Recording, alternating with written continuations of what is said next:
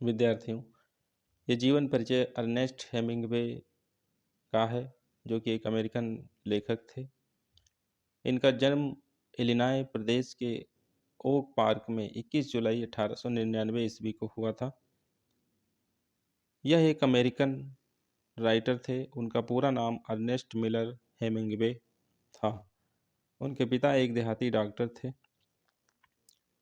His father name was Clarence Edmunds Hemingway और उनकी माँ का नाम ग्रास हॉल हेमिंग्वे था।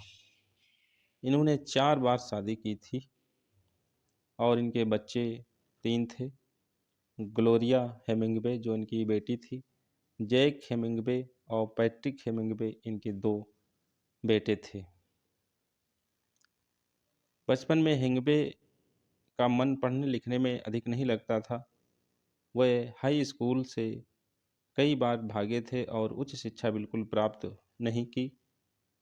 जब वह 18 वर्ष के थे तो उस समय प्रथम विश्व युद्ध चल रहा था और उनकी इच्छा थी कि वे सेना में भर्ती हो जाएं, परंतु डॉक्टर ने उन्हें अक्षम करार दिया। इसके बाद वे कैनसास सिटी में पत्र संवाददाता का काम करने लगे। 1918 ईस्वी में रेड क्रॉस में एम्बुलेंस ड्राइवर के काम में लगे। एम्बुलेंस ड्राइवर भी बने और इटली के मोर्चों पर भेजे गए थे। एम्बुलेंस जो कि इटली में जो युद्ध के दौरान सैनिक घायल होते थे, उनको लाने ले जाने में, उनके उपचार के लिए अस्पताल ले जाते थे, उस एम्बुलेंस के उस गाड़ी के ड्राइवर बने थे। 1920 में वे फिर पत्रकारिता के क्षेत्र में आए, वापस क्षेत्र में आ गए पत्रकारिता के क्षेत्र में, और लगातार 1926 ईस्वी तक काम करते रहे। बाद में भी पत्रकारिता से उनका लगाव बना रहा। हेमिंग्वे का जीवन काफ़ी संघर्षपूर्ण रहा है। उन्होंने काफ़ी गरीबी भी देखी और सफल होने पर काफ़ी अमीरी भी देखी, परंतु यह सफलता उन्हें काफ़ी संघर्ष और अपने ढंग की मौलिक साधना के बाद ही प्राप्त हुई थी। कहते हैं सफलता तो काफ़ी संघर्ष के बाद ही मिलती है। ऐसा उनके साथ भी हुआ। आरंभ में हेमिंग्वे ने पेरिस में कई वर्ष गरीबी के साथ काटे थे। बहुत गरीबी में जीवन बिताया था। वह जहाँ भी रहे उन परिस्थितियों से प्रेरित होकर लेखन कार्य करते रहे। अपने टोरंटो निवास के समय हेमिंग्वे का परिचय कुमारी गर्टूड स्टीन से हुआ, जिससे वह काफ़ी प्रभावित हुए। एजरा पाउंड से भी मुलाकात हुई, जिनसे साहित्यिक सहायता मिली, और उपन्यासकार सिक मैडॉक्स फोर्ड से भी जानकारी प्राप्त हुई साहित्य के बारे में।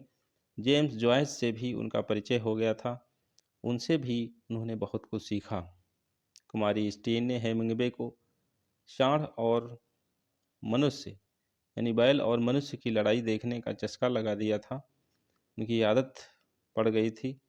इस जानकारी का उपयोग उन्होंने अपनी सुप्रसिद्ध कहानी दोपहर के बाद मौत, डेथ इन द आफ्टरनून में किया है। 1928 में अमेरिका लौटकर वे 10 वर्षों तक रहे, जो उनके लेखन के लिए काफ़ी उपयुक्त रहा।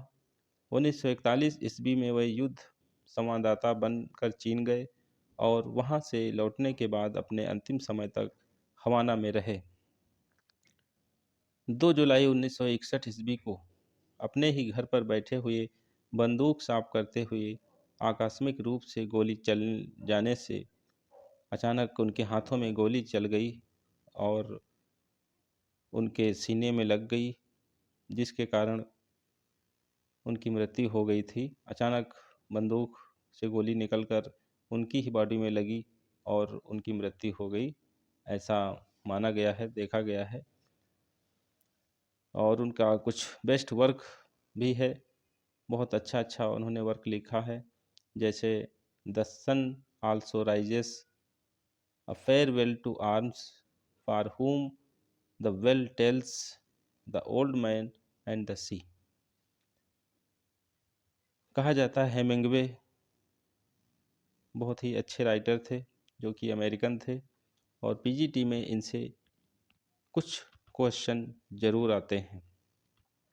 पीजीडी के कोर्स में ये शामिल हैं, इसलिए इनको याद करना भी चाहिए, इनकी जीवनी या इनके वर्क के बारे में। यही इनका जीवन परिचय था शॉर्ट में।